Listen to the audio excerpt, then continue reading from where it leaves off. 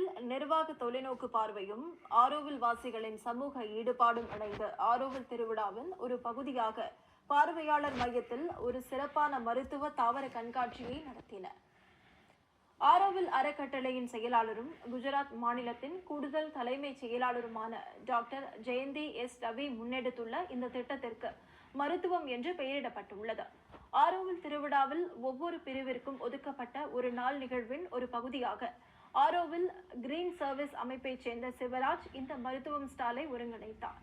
இந்த மூலிகைகளின் எளிமையான மருத்துவ பயன்களால் இஸ்ரேலைச் சேர்ந்த தம்பதியினர் ஈர்க்கப்பட்டு சிவராஜிடம் இருந்து பாரம்பரிய விதைகளை பெற்று தங்கள் சொந்த நாட்டில் ஒரு மருத்துவ தோட்டத்தை உருவாக்க திட்டமிட்டு அவற்றை தங்கள் நாட்டுக்கு எடுத்துச் சென்றனர்.